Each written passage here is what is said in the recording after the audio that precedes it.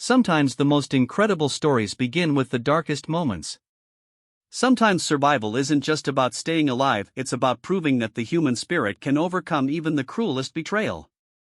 This is the story of Maria Santos, a brave translator who risked everything to help refugees escape a war-torn country, only to face the ultimate betrayal from the very soldiers she trusted with her life. What happened after they threw her off that cliff didn't just save her life, it exposed a conspiracy that reached the highest levels of military command and changed international law forever. Her story became a symbol of courage that inspired millions around the world, but it started with one woman's refusal to give up, even when falling through darkness toward what seemed like certain death. You think you know what courage looks like? You're about to discover that sometimes the greatest victories come from the moments when everything seems lost. This is more than a survival story, this is the account of how one woman's determination brought down an entire corrupt military operation and saved thousands of innocent lives. Prepare yourself for a story that will challenge everything you believe about justice, survival, and the power of one person to change the world. Maria Santos had always believed that helping people was worth any risk. At 28 years old, she worked as a translator for humanitarian organizations in the conflict zone of eastern Moldova, a country torn apart by civil war for over 3 years. Every morning, she woke up knowing that her work could save lives, helping refugees communicate with aid workers and military peacekeepers who spoke different languages.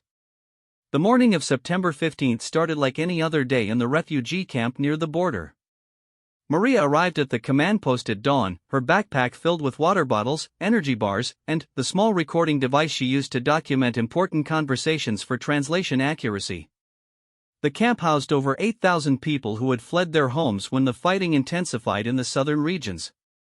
Colonel James Mitchell, the commanding officer of the International Peacekeeping Force, greeted Maria with his usual stern nod. He was a tall man in his 40s with graying hair and cold blue eyes that never seemed to show emotion. Maria had worked with his unit for 6 months, and, while she respected his military experience, something about him always made her uncomfortable. "We have a special mission today, Santos," Colonel Mitchell said, looking at the map spread across his desk. "Intelligence reports indicate there's a group of civilians trapped in the mountain village of Castria, about 40 kilometers from here. We need your translation skills to help coordinate their evacuation." Maria studied the map carefully. Castria was located in a dangerous area where fighting between government forces and rebel groups happened frequently. The village sat on a high plateau surrounded by steep cliffs and narrow mountain roads. Getting there would be risky, but the thought of civilians needing help made her decision easy. "When do we leave?" Maria asked, already mentally preparing for the challenges ahead. "In 1 hour.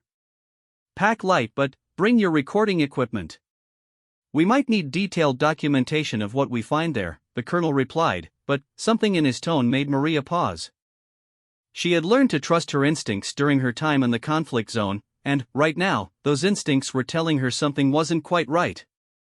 The convoy consisted of 3 military vehicles carrying 12 soldiers, including Colonel Mitchell, Sergeant Davis, and Lieutenant Rodriguez, whom Maria had worked with before on refugee assistance missions.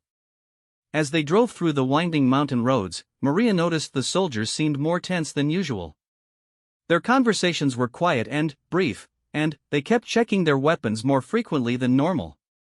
"Tell me more about these trapped civilians," Maria said to Lieutenant Rodriguez, who sat beside her in the second vehicle. "How many people are we talking about? How did they get cut off from evacuation routes?" Rodriguez shifted uncomfortably in his seat before answering. "Intelligence is still unclear about the exact numbers. Could be anywhere from 50 to 200 people. They missed the earlier evacuation because of fighting in the area. Now they're stuck with no way out safely." Maria nodded, but she noticed Rodriguez avoided making eye contact when he spoke. This was unusual because the lieutenant was normally very direct and confident in his communication. She decided to focus on preparing for the translation work ahead, mentally reviewing the local dialect variations she might encounter in the mountain village. The drive took nearly 3 hours due to the rough terrain and several military checkpoints. As they climbed higher into the mountains, the scenery became more dramatic but also more isolated. Dense forests covered the lower slopes, while rocky cliffs and narrow passes dominated the higher elevations. Maria had visited many remote villages during her work, but Castria's location was particularly remote and difficult to reach. When they finally arrived at the village, Maria immediately noticed something strange.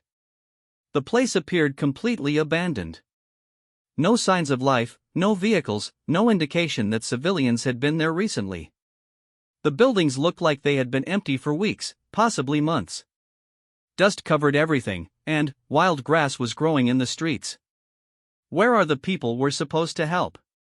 Maria asked Colonel Mitchell as they got out of the vehicles. They must be hiding, the colonel replied quickly. Start calling out to them in the local language. Tell them we're here to help and it's safe to come out. Maria began speaking in the local dialect, announcing that international peacekeepers had arrived to provide assistance and safe evacuation to the refugee camps.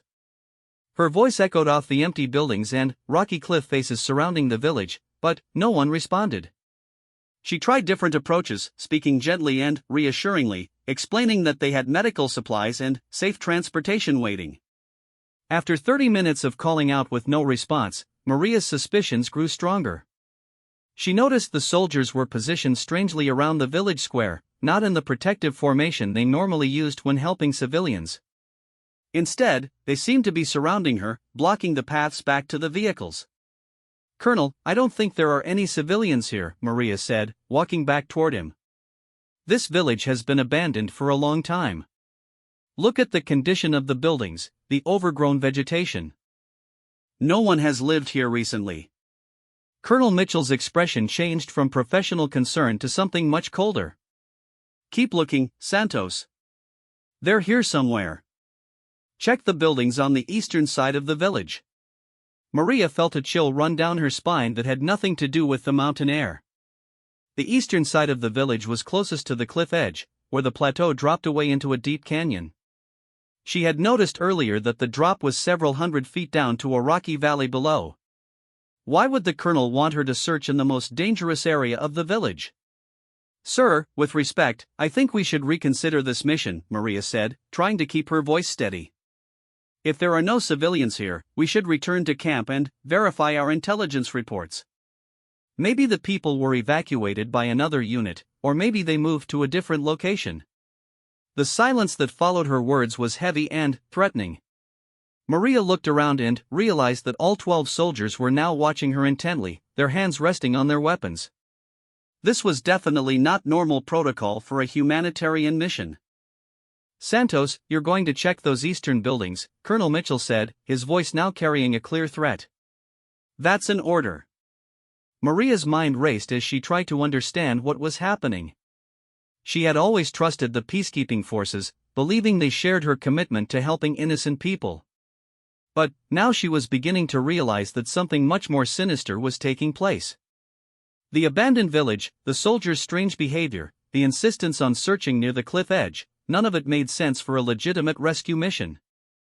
I need to document this properly, Maria said, reaching for her recording device. If we're going to search abandoned buildings, I should record our findings for the report.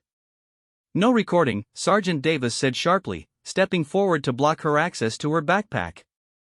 This mission is classified now. No documentation allowed. Maria felt her heart rate increase as the reality of her situation became clearer.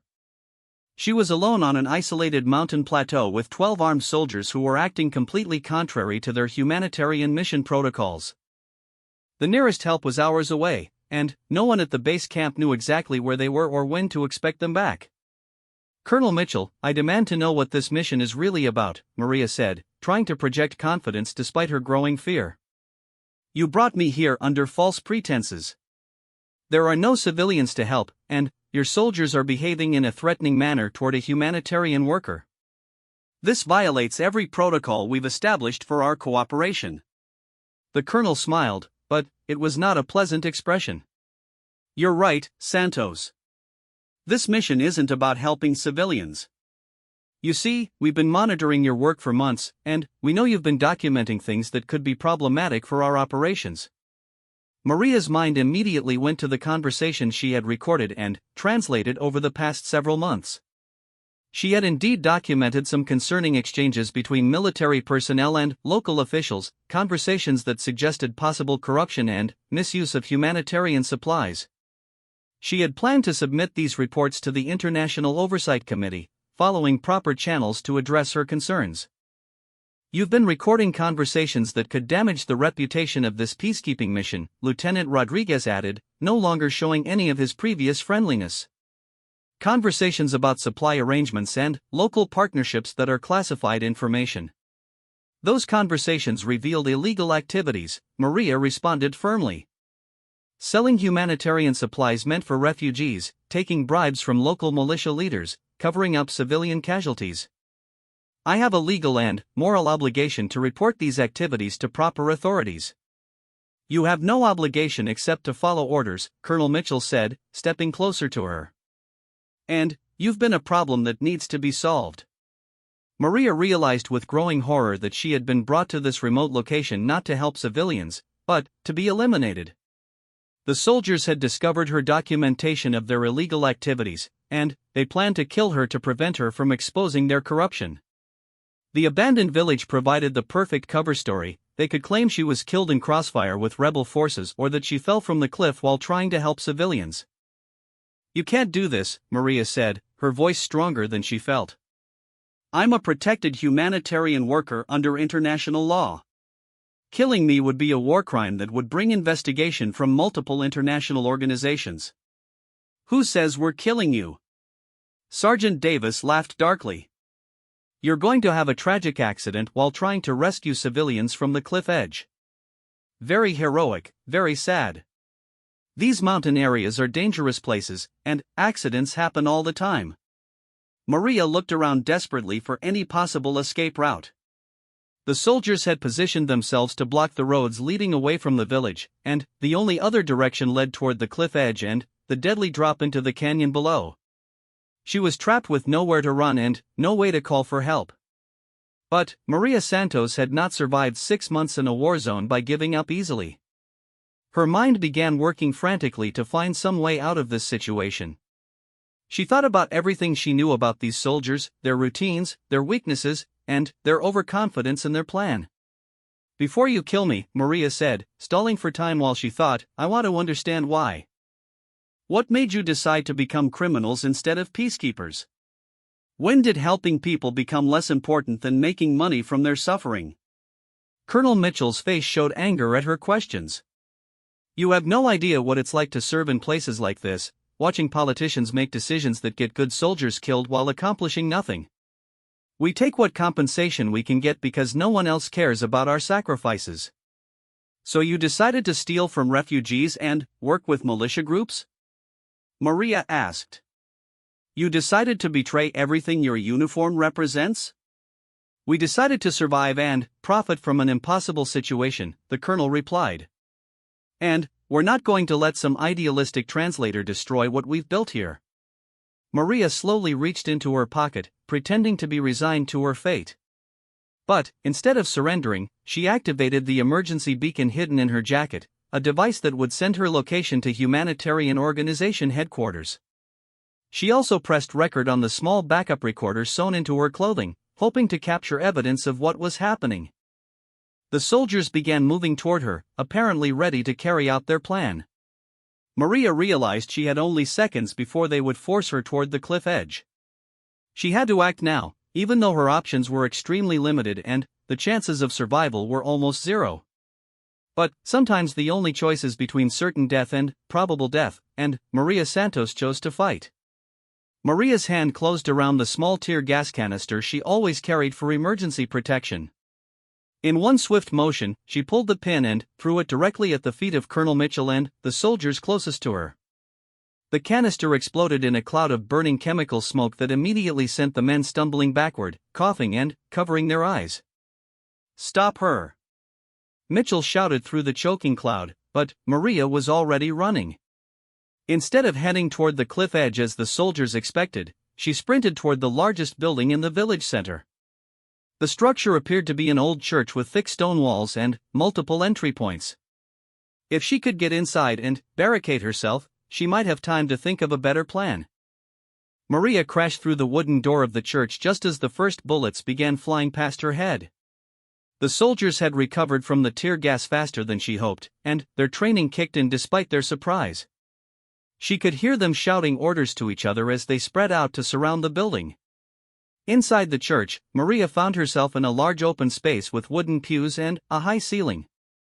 Sunlight streamed through broken stained glass windows, creating colorful patterns on the dusty floor. More importantly, she noticed a narrow wooden staircase leading up to what appeared to be a bell tower or upper level. "Santos, you're only making this worse for yourself." Colonel Mitchell's voice echoed from outside. "Come out now and we'll make it quick. Keep running and we'll make sure you suffer before you die." Maria ignored his threats and climbed the wooden stairs as quietly as possible. Each step creaked under her weight, but she had no choice except to keep moving upward. The staircase led to a small upper chamber that had windows facing all directions. From here, she could see the soldiers positioning themselves around the church, confirming her worst fears about being surrounded. But the elevated position also gave her a better view of the surrounding area. In the distance, she could see smoke rising from what looked like another village about 10 kilometers away. That meant there were other people in the region, possibly including legitimate peacekeeping forces or humanitarian workers who could help her if she could somehow reach them. Maria also noticed something else from her high vantage point. The cliff edge that she had thought was a dead end actually had a narrow ledge running along it, hidden from view at ground level. The ledge appeared to connect to a steep but possibly climbable slope that led down into the canyon. It would be extremely dangerous, but it might offer an escape route that the soldiers wouldn't expect. "We're coming in, Santos," Sergeant Davis shouted from below. "Last chance to surrender." Maria heard the sound of boots on the wooden floor below as several soldiers entered the church. She had maybe 30 seconds before they reached the upper level. Looking around desperately for anything that could help her, she spotted an old rope hanging from the bell tower mechanism. The rope appeared sturdy enough to support her weight and long enough to reach the ground outside. But, more importantly, the rope could swing her out through one of the upper windows toward the cliff edge, potentially allowing her to reach the narrow ledge she had spotted. It was an insane plan with almost no chance of success, but staying in the church meant certain death. Maria tied one end of the rope around her waist and grabbed the other end firmly in both hands. She could hear the soldiers climbing the stairs now, their boots getting louder with each step. Taking a deep breath, she smashed through the window facing the cliff and launched herself into empty space. The swing carried her out over the village square, where the soldiers who had remained outside began shooting at her immediately.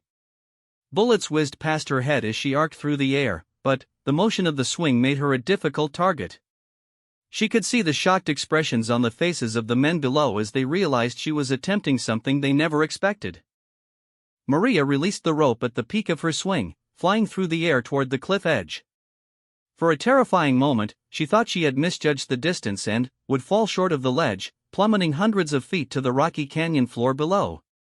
But her outstretched hands caught the edge of the narrow rock shelf, and she managed to pull herself up onto the precarious perch. The ledge was barely 3 feet wide and crumbling in several places, but it was solid enough to hold her weight. Maria pressed her back against the cliff face and began moving carefully along the ledge, staying as low as possible to avoid being seen from above. She could hear the soldiers shouting angrily as they realized she had escaped their trap. "She's on the cliff face," Lieutenant Rodriguez yelled. "Get the ropes. We can rappel down and get her." "No," Colonel Mitchell's voice carried clearly in the mountain air. "She's trapped on that ledge with nowhere to go. We wait for her to fall or surrender. Post men at both ends of the cliff to make sure she can't climb back up." Maria continued moving along the ledge, testing each handhold and foothold carefully before putting her full weight on it. The rock was weathered and unreliable, with loose stones that crumbled away when she touched them. One wrong move would send her tumbling to her death, but she had no choice except to keep moving forward. After 20 minutes of careful progress, Maria reached a section where the ledge widened slightly and connected to a steep but climbable slope. The slope was covered with loose rocks and sparse vegetation, but it offered a potential path down into the canyon. From there, she might be able to work her way toward the other village she had seen in the distance. But, as Maria prepared to leave the ledge and start her descent, she heard helicopter rotors approaching. Looking up, she saw a military helicopter circling the village area. For a moment, she felt hope that rescue had arrived, but that hope died quickly when she realized the helicopter was part of Colonel Mitchell's unit. "There she is," a voice called from the helicopter through a loudspeaker. "On the cliff face, about 200 meters from the eastern edge." Maria knew she had to move faster now. The helicopter would make it easy for the soldiers to track her movements and potentially drop men ahead of her to cut off her escape route. She began descending the steep slope as quickly as she dared, sending small avalanches of loose rock tumbling into the canyon with each step. The slope was treacherous, requiring her to use both hands and feet to maintain her grip while moving downward. Sharp rocks cut through her clothes and scraped her skin, but she ignored the pain and focused on finding the safest route down. Behind her, she could hear the helicopter getting closer, and she knew the soldiers would soon be rappelling down to follow her. Halfway down the slope, Maria's worst fears were realized. The helicopter dropped 3 soldiers onto a ledge about 100 meters below her position, cutting off her most direct route to the canyon floor. She would have to find an alternative path, possibly one that led deeper into the dangerous rocky terrain where a fall would almost certainly be fatal. "Give up, Santos." Colonel Mitchell's voice boomed from the helicopter's loudspeaker. "You're trapped again. Surrender now and we'll make your death quick." But Maria had not come this far to give up now. She changed direction, moving laterally across the slope toward a narrow ravine that appeared to offer another route down. The ravine was darker and more enclosed than the open slope, but it might provide cover from the helicopter and the soldiers below. As she entered the ravine, Maria discovered that it was actually a dried stream bed that wound its way down through the rocky terrain. The smooth stones at the bottom provided better footing than the loose rocks on the open slope, allowing her to move faster while being hidden from view above. The ravine twisted and turned as it descended, sometimes opening into wider areas and sometimes narrowing to barely shoulder width. Maria had to crawl through several sections where fallen rocks had created low tunnels, but she continued making progress toward the canyon floor. After an hour of difficult travel through the ravine, Maria finally emerged onto the canyon floor. She was exhausted, bleeding from multiple cuts and scrapes, and desperately thirsty, but she was alive and temporarily out of sight of her pursuers. The canyon floor was covered with large boulders and sparse desert vegetation, providing some cover as she tried to orient herself toward the distant village. But Maria's relief was short-lived. The sound of engines echoed off the canyon walls as military vehicles arrived at both ends of the canyon, effectively trapping her in the narrow space between them. The soldiers had anticipated her movements and positioned themselves to prevent her escape. Maria realized that Colonel Mitchell's unit was much more organized and determined than she had initially thought. They were treating her elimination as a serious military operation, using all their resources and training to hunt her down. She was one exhausted civilian against 12 trained soldiers with vehicles, weapons, and air support. But she also realized something else as she crouched behind a large boulder, listening to the soldiers coordinating their search. They were working very hard to capture one translator who had recorded some incriminating conversations. This suggested that what she had documented was much more serious than simple corruption or supply theft. Maria thought back to the conversations she had recorded over the past several months. There had been discussions about weapons shipments, meetings with rebel leaders, and financial arrangements that seemed far beyond the scope of normal peacekeeping operations.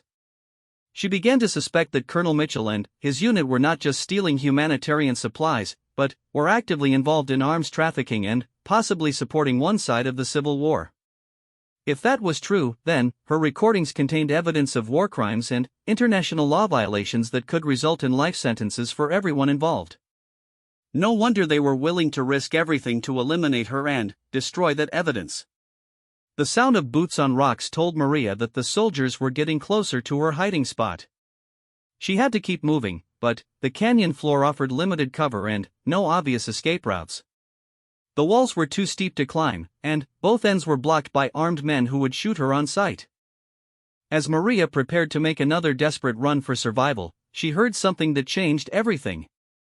In the distance, barely audible over the sound of the search, she heard gunfire that was not directed at her. Someone else was shooting at the soldiers, and, from the sound of automatic weapons fire, it was not just one person. For the first time since this nightmare began, Maria allowed herself to hope that rescue might actually be possible. The gunfire intensified as Maria pressed herself against the boulder, trying to understand what was happening. Through the echoes bouncing off the canyon walls, she could distinguish between different types of weapons and realized that a serious firefight was taking place near the eastern entrance to the canyon. Someone with military-grade equipment was engaging Colonel Mitchell's soldiers. "Bravo team, report status," she heard Mitchell's voice crackling through radio communications. "Who's shooting at you?" "Unknown forces, sir. At least 6 fighters with automatic weapons. They have us pinned down behind the vehicles." Maria felt a surge of hope mixed with confusion. Who would be attacking the peacekeeping unit? Was it rebel forces who happened to be in the area, or was it possible that legitimate military personnel had somehow discovered what was happening and come to help her? The answer came when she heard a familiar voice shouting in accented English from the direction of the firefight. "This is Captain Rodriguez of the United Nations Military Observer Unit. Ceasefire immediately and surrender your weapons. You are in violation of international humanitarian law." Maria's heart raced as she realized that rescue had indeed arrived. Captain Rodriguez was someone she had met briefly at the main base camp, a Spanish officer who worked with the UN Oversight Committee that monitored peacekeeping operations. But how had he found her? How did he know what was happening? The answer came to her as she remembered the emergency beacon she had activated in the village. The signal had been received by the humanitarian organization headquarters, who had immediately contacted UN Oversight when they realized a protected worker was in distress in an area where no approved missions were scheduled. "Rodriguez, this is Colonel Mitchell. Stand down immediately. We are conducting a classified counter-terrorism operation in this area. Your interference is compromising an ongoing mission." "Negative, Colonel. We have recordings of your communications indicating intent to harm a civilian humanitarian worker. Surrender your weapons and submit to immediate investigation." Maria realized that somehow, Captain Rodriguez's team had been monitoring the radio communications between Mitchell's soldiers. They had heard enough to understand that this was not a legitimate military operation, and they had come prepared for a fight. The gunfire continued for several more minutes before gradually decreasing. Maria heard vehicles moving and men shouting orders, but she couldn't tell who was winning the engagement. She remained hidden behind the boulder, knowing that revealing her position too early could still be fatal if Mitchell's soldiers were still in control. "Santos. Can you hear me?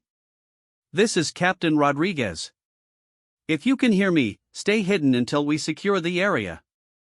Maria wanted to respond, but she forced herself to remain silent. She had survived this long by being careful, and she wouldn't take unnecessary risks now. Instead, she focused on listening to the ongoing battle and trying to determine who was gaining the upper hand. Gradually, the sounds of conflict moved away from her position as the fighting shifted toward the western end of the canyon. Maria heard the helicopter overhead changing its flight pattern, apparently trying to provide support to Mitchell's ground forces while avoiding fire from Rodriguez's team. After what felt like hours but was probably only 30 minutes, the canyon fell relatively quiet. Maria could still hear voices in the distance, but the intensive gunfire had stopped. She waited another 15 minutes before slowly rising from behind the boulder to assess the situation. "Maria Santos. If you can hear me, we have secured the area. It's safe to reveal your position." This time the voice was definitely Captain Rodriguez, and it came from much closer than before. Maria could see movement near the eastern entrance to the canyon, where several figures in UN blue helmets were advancing carefully through the rocky terrain. "Captain Rodriguez." Maria called out, emerging from behind her hiding spot with her hands visible. "I'm here. I'm safe." The relief on Rodriguez's face was obvious as his team reached her position. "Are you injured? Do you need medical attention?" "I'm okay, just cuts and bruises," Maria replied, though her voice was shaking from exhaustion and stress. "How did you find me? How did you know what was happening?" "Your emergency beacon activated 3 hours ago," Rodriguez explained as his medic began checking her injuries. When headquarters contacted the base camp to verify your location, they discovered that Colonel Mitchell had filed no mission reports for today and his unit was not supposed to be in this area. We immediately began monitoring their radio communications, added Lieutenant Chen, Rodriguez's second-in-command. We heard enough to understand that you were in immediate danger and that Mitchell's unit was operating outside legal parameters. Maria felt overwhelmed with gratitude and relief, but she also realized that the danger might not be completely over. Where is Colonel Mitchell now? Where are his soldiers? Most of them surrendered when they realized they were surrounded, Rodriguez replied grimly. But Mitchell himself escaped in the helicopter with 3 of his men. We've contacted air traffic control and military command to track the aircraft, but they have a significant head start. Captain, you need to understand something important, Maria said urgently. This isn't just about them trying to kill me. I have recorded evidence that Mitchell's unit has been involved in illegal arms trafficking and possibly supporting rebel forces.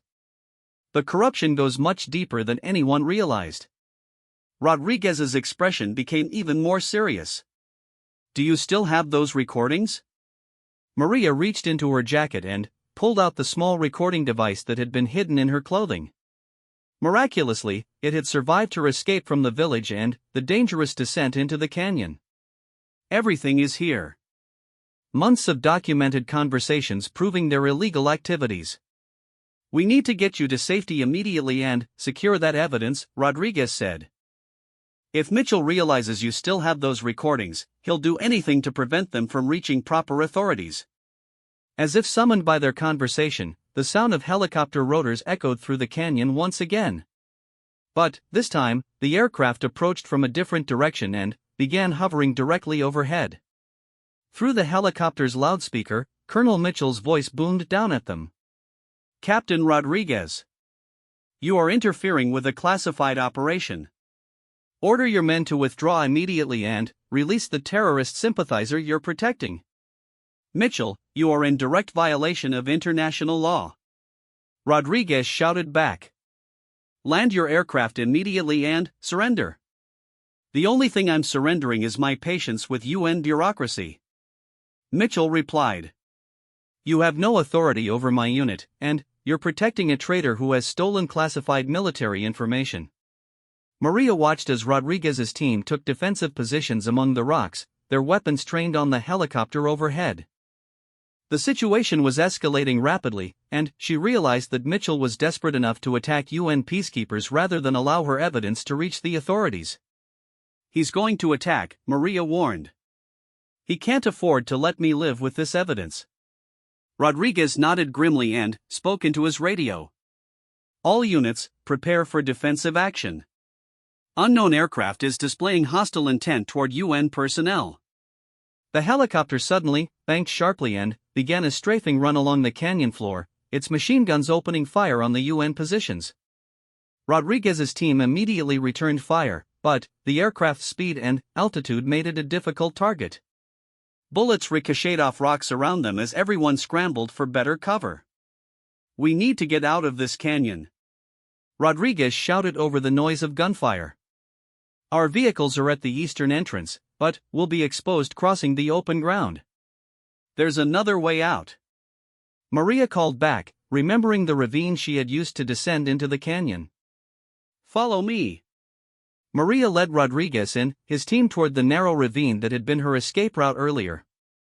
The helicopter couldn't follow them into the confined space, but Mitchell's ground forces might still be in the area and could pursue them on foot. As they entered the ravine, Maria heard explosive sounds behind them and realized that the helicopter was firing rockets at their previous position. Mitchell was apparently willing to use any amount of force to prevent her from escaping with the evidence. How far does this passage go? Rodriguez asked as they climbed through the winding stream bed. It leads up to the cliff face near the village, Maria replied. From there we can probably reach your vehicles, but we'll have to be careful. Mitchell still has men positioned around the area. The climb through the ravine was much more difficult going upward than it had been coming down. Rodriguez's team was in excellent physical condition, but they were carrying heavy equipment and weapons that made the ascent challenging. Maria, despite her exhaustion, found herself leading the way because she was the only one who knew the route. Halfway up the ravine, they encountered their first serious obstacle. A section of the passage had partially collapsed since Maria's earlier descent, creating a narrow gap that was barely wide enough for one person to squeeze through at a time. Worse, the gap was exposed to view from above, meaning anyone passing through would be visible to the helicopter if it happened to be in the area. "We'll have to go one at a time," Rodriguez decided. "Santos, you go first since you know the route. Chen and I will cover the passage while the others follow." Maria squeezed through the narrow gap, scraping her already injured shoulders against the rough rock. As she emerged on the other side, she heard the helicopter engines getting closer again. Mitchell was apparently searching the area systematically, trying to locate their escape route. One by one, Rodriguez's team members squeezed through the gap. The process was slow and nerve-wracking, especially when they could hear the helicopter circling overhead. But they managed to get everyone through without being spotted. The final section of the ravine was the steepest and most dangerous. Here, Maria's earlier passage had dislodged several large rocks that were now blocking part of the route. They had to move carefully to avoid triggering a rockslide that could trap or injure someone. "Almost there," Maria whispered as they approached the top of the ravine. "But we'll be exposed when we exit onto the cliff face. The helicopter will be able to see us. Do you see any other options?" Rodriguez asked. Maria studied the terrain ahead and remembered her earlier observation of the village from her position in the church tower. "There's a group of large boulders about 50 meters from the ravine exit. If we can reach those, we'll have cover while we plan our next move." "On my signal, everyone sprints for those rocks," Rodriguez ordered. "Stay low and move fast." They emerged from the ravine onto the cliff face just as the helicopter completed another search pattern and moved away toward the western side of the village. Rodriguez gave the signal, and the entire group sprinted across the exposed ground toward the cluster of boulders. They made it to cover just as the helicopter returned, its searchlight sweeping the area they had just crossed. Maria pressed herself against the cold rock and tried to catch her breath while Rodriguez coordinated with his other units via radio. "Base, this is Rodriguez. We have recovered the missing humanitarian worker and are en route to Extraction Point Alpha. Be advised that we are under attack by rogue peacekeeping unit. Request immediate air support and medical standby." "Roger, Rodriguez. Air support is 20 minutes out. Medical team is standing by at Extraction Point Alpha. Be advised that military command has issued arrest warrants for Colonel Mitchell and his entire unit. They are to be considered armed and extremely dangerous." Maria felt a wave of relief knowing that help was coming and that Mitchell would face justice for his crimes. But she also realized that the next 20 minutes would be the most dangerous yet, as a desperate criminal with military weapons and training fought to avoid capture. The helicopter's searchlight swept across the boulder field again, coming dangerously close to their hiding position. Maria could see the silhouettes of armed men rappelling down from the aircraft onto the village plateau, confirming her worst fears that Mitchell was committed to hunting them down rather than escaping. "They're not giving up," Lieutenant Chen observed quietly. "Mitchell knows this is his last chance to silence the witness and destroy the evidence." Rodriguez studied the terrain between their current position and the extraction point, which was located at a helicopter landing zone about 2 kilometers away. The route would take them across open ground where they would be vulnerable to attack from both the air and the soldiers now moving through the village. "We need a diversion," Rodriguez concluded. "Something to draw their attention away from our actual escape route." Maria thought about the geography of the area and remembered something she had noticed earlier. "Captain, there's an old mining road that runs along the northern edge of the plateau. It's mostly hidden by trees and rock formations. If we could make Mitchell think we're heading south toward the main road, we might be able to use the mining road to reach the extraction point." "How do we make him think we're going south?" Chen asked. Maria pointed toward a section of open ground that was clearly visible from the helicopter. "One person shows themselves briefly in that area, then disappears into the rocks. Mitchell will assume the whole group is heading that direction and focus his search there. Too dangerous, Rodriguez said immediately. Whoever acts as bait will be exposed to heavy fire from the helicopter and ground forces. I'll do it, Maria said firmly. This whole situation exists because of my recordings. I should be the one taking the risk. Absolutely not, Rodriguez replied. You're a civilian under UN protection. My job is to get you to safety, not use you as bait. With respect, Captain, I'm the only one here who knows this terrain well enough to survive out there, Maria argued. And I'm also the smallest and fastest. I can get to cover before they can target me effectively. Before Rodriguez could object further, the sound of engines approaching from the south made the decision for them. Mitchell's ground forces were driving vehicles along the main road, moving to surround the entire area. Their window of opportunity was closing rapidly. I'm going, Maria said, checking that her recording device was secure. Give me 5 minutes to draw their attention, then move toward the mining road. Maria sprinted from cover before Rodriguez could stop her, running in a zigzag pattern toward the open ground she had identified.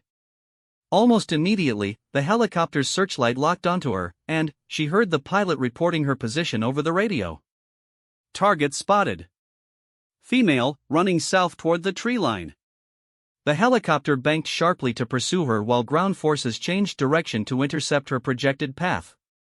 Maria dove behind a fallen log just as machine gun fire from the aircraft chewed up the ground where she had been running. Behind her, she could see Rodriguez's team moving quickly toward the northern mining road, taking advantage of the distraction she had created. But now she was alone again, facing the same deadly pursuit that had nearly killed her earlier in the day. The fallen log provided temporary cover, but Maria knew she couldn't stay there long. The helicopter was circling to get a better angle of attack, and ground forces were approaching her position from multiple directions. She had to keep moving to maintain the deception and give Rodriguez more time to escape. Maria waited until the helicopter completed its turn, then sprinted toward a cluster of pine trees about 50 meters away. Bullets struck the trees around her as she dove into the forest, but the thick branches provided some protection from aerial attack. The helicopter couldn't pursue her into the dense canopy, but ground forces could still track her on foot. Moving through the forest as quietly as possible, Maria tried to work her way toward the northern edge where she might be able to rejoin Rodriguez's team. But the sound of breaking branches behind her indicated that Mitchell's soldiers were following her trail and gaining ground. She's in the tree line, a voice called out. Spread out and flush her toward the clearing. Maria realized she was being herded toward an open area where the helicopter could attack her again. She changed direction, moving deeper into the forest despite the risk of getting lost. The trees provided cover, but they also made it harder for her to navigate toward the extraction point. As she pushed through the thick undergrowth, Maria's foot caught on a hidden root and she fell hard onto the forest floor. Pain shot through her ankle, and when she tried to stand, she realized she couldn't put her full weight on it. The injury wasn't severe enough to completely incapacitate her, but it would slow her down significantly. The sound of approaching footsteps forced Maria to ignore the pain and keep moving. She used tree branches for support, limping through the forest as quickly as she could manage. Behind her, she could hear at least 3 different voices coordinating their search pattern. Check behind those large boulders. She's bleeding, I can see drops of blood on the leaves. Don't let her reach the northern road. The mention of the northern road gave Maria hope that Rodriguez's team had successfully reached the mining road without being detected. If they could get to the extraction point and call for backup, they might still be able to rescue her from this situation. But Maria's immediate concern was staying alive long enough for that rescue to arrive. Her injured ankle was making it increasingly difficult to move quietly through the forest, and she was leaving a trail of broken branches and disturbed vegetation that the soldiers could easily follow. Ahead of her, the trees began to thin out, indicating that she was approaching the edge of the forest. Maria could see a rocky outcropping that might provide cover, but reaching it would require crossing 20 meters of open ground where she would be visible to the helicopter. Maria was preparing to make the dangerous sprint when she heard something that changed everything, the sound of incoming aircraft from the east. Looking up through the tree canopy, she could see military helicopters approaching rapidly, flying in formation with their weapons systems clearly visible. This is Major Williams, 7th Squadron. Unknown helicopter in this area, identify yourself immediately and land for inspection. The cavalry had arrived. Military command had sent legitimate forces to investigate the situation and arrest Mitchell's rogue unit. But Maria was still trapped in the forest with hostile soldiers approaching her position. Legitimate military forces, this is Captain Rodriguez, UN Military Observer Unit. We are at Extraction Point Alpha with a rescued civilian. Be advised that Colonel Mitchell's unit has gone rogue and is attempting to eliminate a protected humanitarian worker. Roger, Rodriguez. We have arrest warrants for Mitchell and his entire unit. All personnel in this area are ordered to surrender immediately. Through the trees, Maria could see Mitchell's helicopter trying to evade the incoming military aircraft. The pilot was flying erratically, obviously trying to escape the area before being forced down. But the legitimate military helicopters were faster and better armed, quickly surrounding the rogue aircraft. Mitchell, this is Major Williams. Land immediately or we will force you down. This is Mitchell. I am conducting a classified counter-terrorism operation. These UN forces are interfering with national security. Negative, Mitchell. You are under arrest for violation of international humanitarian law and attempted murder of a civilian. Land now. The conversation was interrupted by the sound of an explosion from the forest behind Maria. She turned to see smoke rising through the trees and realized that one of Mitchell's soldiers had thrown a grenade, possibly trying to flush her out of hiding or simply expressing his desperation as the situation collapsed around them. Santos. Rodriguez's voice came through a loudspeaker from one of the military helicopters. If you can hear me, stay where you are. We're sending ground forces to extract you from the forest. Maria crouched behind the largest tree she could find and tried to make herself as small as possible while military and UN forces coordinated the operation around her. The sound of rappelling ropes told her that soldiers were being deployed throughout the area to hunt down Mitchell's remaining men and secure her safety. But the immediate danger wasn't over. She could still hear movement nearby in the forest, indicating that at least some of Mitchell's soldiers were still in the area and still representing a threat. These men knew they were facing arrest and possible life imprisonment for their crimes, making them extremely dangerous in their desperation. There she is, a voice called out from Maria's right. Behind the big pine tree. Maria looked up to see Sergeant Davis, one of Mitchell's most loyal soldiers, approaching through the undergrowth with his weapon raised. His face showed the desperation and rage of a man who knew his criminal career was ending, and he apparently planned to take his revenge on the woman who had exposed their operation. You should have kept your mouth shut, Santos, Davis snarled as he aimed his rifle at her. All of this is your fault. But before Davis could fire, another voice called out from behind him, drop your weapon. UN forces. Lieutenant Chen emerged from the trees with his weapon trained on Davis. The corrupt soldier spun around to face this new threat, giving Maria the opportunity to roll behind the tree trunk and take cover. You UN bureaucrats don't understand what we've been dealing with here. Davis shouted. We've been fighting a war while you people sit in comfortable offices making rules. Drop your weapon now. Chen repeated. This is your final warning. Davis made the fatal mistake of trying to swing his rifle toward Chen while maintaining his position. The UN lieutenant was better trained and more disciplined, firing 2 precise shots that neutralized the threat before Davis could complete his turn. Maria remained behind the tree until Chen approached and confirmed that the area was secure. Are you injured, Ms. Santos? My ankle is hurt, but I can walk, Maria replied, though she was shaking from the close encounter with death. Is it over? Is Mitchell captured? Chen helped her to her feet as the sound of helicopter engines indicated that the air pursuit was ending. Mitchell's helicopter was forced down about 5 kilometers from here. He and his remaining men are in custody. The entire operation is finished. As they made their way out of the forest toward the extraction point, Maria could see multiple military and UN vehicles arriving in the area. Paramedics were standing by to treat any injured personnel, while military police prepared to process the arrested soldiers. Captain Rodriguez met them at the edge of the forest with obvious relief on his face. "Miss Santos, I apologize that you were put at such risk. Our responsibility was to protect you, and we failed in that duty." "You saved my life, Captain," Maria replied firmly. "Without your intervention, I would be dead and Mitchell's crimes would never have been exposed."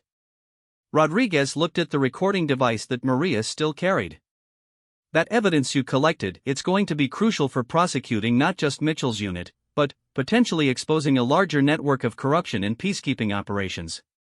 Maria nodded, finally, allowing herself to believe that the nightmare was truly over. "How many other units might be involved in similar operations?" "That's what investigators will determine once they analyze your recordings," Rodriguez replied. "But, based on what we observed today, this could be just the beginning of a much larger investigation." As Maria was helped into a medical evacuation helicopter, she looked back at the remote mountain village where her ordeal had begun.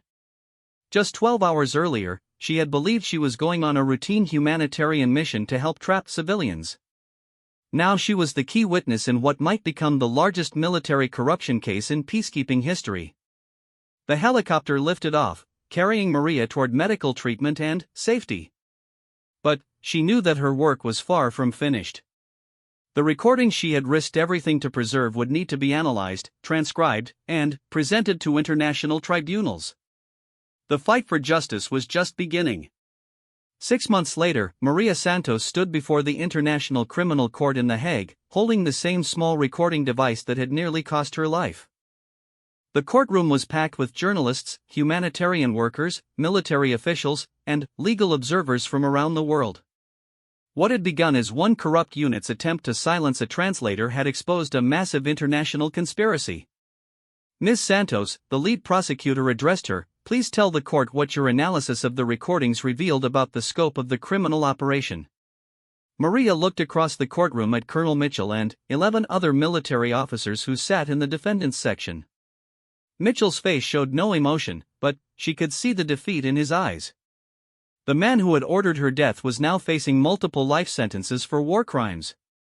The recordings documented communications between Colonel Mitchell's unit and at least 6 other peacekeeping units in different countries, Maria testified. They were operating an international arms trafficking network that diverted weapons meant for peacekeeping forces to rebel groups and criminal organizations. The prosecutor displayed a chart showing the extent of the conspiracy that had been uncovered through Maria's evidence and subsequent investigations. "Can you explain to the court how this network operated?" "They used humanitarian supply shipments as cover for moving weapons across international borders," Maria explained. "Refugee camps were used as distribution points, and corrupt local officials were paid to look the other way. The network generated approximately $50 million in illegal profits over 3 years." The defense attorney for Colonel Mitchell rose to object. "Your Honor, the witness's interpretations of these conversations are speculative. She was not present during the actual weapons transfers she describes." Judge Anderson overruled the objection. "The witness is testifying about documented conversations that she personally recorded and translated. The court will determine what weight to give this evidence." Maria continued her testimony, describing how the investigation that followed her rescue had uncovered weapons shipments to 12 different conflict zones, bribes paid to officials in 8 countries, and the deaths of at least 47 humanitarian workers who had discovered parts of the operation. "Ms. Santos," the prosecutor asked, "were you aware that exposing this conspiracy would put your life in danger?" "I knew there were risks," Maria replied. "But I also knew that remaining silent would mean the deaths of innocent people would continue. Humanitarian workers and peacekeepers are supposed to protect civilians, not profit from their suffering." The trial had been proceeding for 3 weeks, with testimony from military investigators, financial experts, and other humanitarian workers who had discovered pieces of the conspiracy. But Maria's recordings provided the most comprehensive evidence of how the network operated and who was involved at the highest levels. During cross-examination, Mitchell's attorney tried to portray Maria as a naive idealist who misunderstood the complexities of peacekeeping operations in conflict zones. "Ms. Santos, isn't it true that peacekeeping forces sometimes have to make difficult compromises to maintain stability in war zones?" There's a difference between difficult compromises and criminal conspiracy, Maria replied firmly. These men were selling weapons to the same groups that were killing the people we were supposed to protect. But, you have no military training or experience in peacekeeping operations. How can you judge whether their actions were necessary? Maria looked directly at Colonel Mitchell before answering. I don't need military training to know that throwing a civilian off a cliff to cover up war crimes is wrong. I don't need tactical experience to understand that selling weapons to terrorists is illegal. The prosecutor's redirect examination focused on the broader impact of the conspiracy that Maria's courage had exposed. Ms. Santos, what changes have been implemented in peacekeeping operations as a result of your evidence? New oversight protocols require independent monitoring of all supply shipments, Maria explained. Humanitarian workers now have secure communication channels to report suspicious activities directly to international oversight committees. Most importantly, there are now mandatory recordings of all communications between peacekeeping units and local officials. Judge Anderson asked Maria to explain the personal cost of her decision to expose the conspiracy. I've received death threats from supporters of the defendants, Maria said quietly. I had to relocate to a different country and change my identity. But, I've also received messages from hundreds of humanitarian workers saying that the new oversight protocols have prevented similar corruption in their areas. The defense made one final attempt to discredit Maria's testimony by questioning her motivations. Isn't it true, Ms. Santos, that you've received significant financial compensation for your cooperation with this investigation? I've received protection and relocation assistance, Maria replied. But, no financial compensation. I testified because it was the right thing to do, not for personal gain. After 4 days of testimony, Maria's part in the trial concluded. But, the legal proceedings would continue for several more months as prosecutors presented evidence against other members of the conspiracy who had been arrested around the world. Outside the courthouse, Maria was surrounded by journalists asking for her reaction to the trial proceedings. Ms. Santos, do you feel justice is being served? One reporter asked. Justice will be served when these crimes can never happen again, Maria replied. This trial is just the beginning. We need fundamental changes in how peacekeeping operations are monitored and how humanitarian workers are protected when they report illegal activities. What message do you have for other humanitarian workers who might witness corruption but are afraid to report it? Maria thought carefully before answering. Fear is normal when facing powerful people who commit serious crimes. But staying silent means becoming complicit in those crimes. If you have evidence of wrongdoing, find a way to report it safely.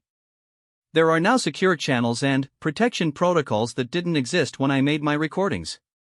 Do you regret your decision to document the conversations that led to this conspiracy being exposed? I regret that it was necessary, Maria said. I regret that people died because of these crimes, and I regret that civilians suffered while peacekeepers profited from their misery. But I don't regret exposing the truth. 3 months later, Judge Anderson delivered the verdicts.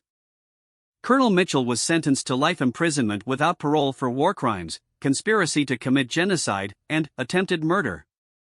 The other defendants received sentences ranging from 25 years to life imprisonment. But, the legal consequences were only part of the story's conclusion. Maria's evidence had triggered investigations in 14 countries, leading to the arrest of 47 military and civilian officials. The United Nations implemented the most comprehensive oversight reforms in its history, including mandatory recording of all peacekeeping communications and independent monitoring of humanitarian supply chains. Maria had returned to humanitarian work, but now as an oversight coordinator for the UN's new Transparency Initiative. Her job was to train other humanitarian workers on recognizing and reporting suspicious activities while maintaining their safety. During a training session in Geneva, one of the participants asked Maria about her experience surviving the cliff incident. What gave you the courage to keep fighting when everything seemed hopeless? Maria smiled as she remembered that terrifying day in the mountains. I think about all the people who couldn't fight for themselves. Refugees who depend on humanitarian aid that was being stolen. Civilians who were killed by weapons that peacekeepers sold to their enemies. When you realize that your survival might be the only thing standing between criminals and their victims, you find strength you didn't know you had. But, weren't you terrified when they threw you off that cliff? I was absolutely terrified, Maria admitted. But, I was also angry.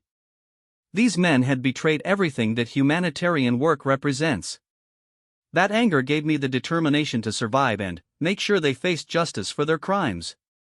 After the training session, Maria received a secure message from Captain Rodriguez, who is now heading the UN's new Military Observer Enhanced Oversight Unit. Maria, thought you'd want to know that the new protocols prevented another weapons trafficking operation from getting started in Central Africa. Local humanitarian workers used the secure reporting system to alert investigators before any weapons could be diverted. Your courage is still saving lives. Maria read the message twice before filing it with the hundreds of similar reports she had received over the past year. The oversight reforms triggered by her recordings had prevented dozens of potential corruption schemes and protected countless civilian lives. But, perhaps the most meaningful result of Maria's ordeal was something she discovered during a visit to a refugee camp in Jordan. While reviewing the camp's supply distribution records, she met a young translator named Amara who was documenting all conversations between aid workers and camp officials. Why do you record everything? Maria asked. Because of Maria Santos, Amara replied, not recognizing the woman she was speaking to. She proved that one person's courage to document the truth can change everything. If I ever discover corruption or illegal activities, I want to have the evidence needed to stop it. Maria introduced herself, and Amara's face showed amazement and gratitude. You're the reason we now have protection when we report wrongdoing. You're the reason humanitarian workers can do their jobs without fear of retaliation. That evening, as Maria walked through the refugee camp and saw the efficient, transparent distribution of supplies to families who desperately needed them, she reflected on the journey that had brought her to this point. The terror of falling through darkness toward what seemed like certain death had led to reforms that were now protecting vulnerable people around the world. Her story had become more than just a survival tale. It had become proof that one person's refusal to accept injustice could create changes that saved thousands of lives. The recordings that nearly cost Maria her life had become the foundation for a new era of accountability in humanitarian operations. As she prepared to board a flight to her next assignment, Maria received a text message from an unknown number. Thank you for showing us that doing the right thing is worth any risk. You saved my family when you exposed the weapons trafficking in our region.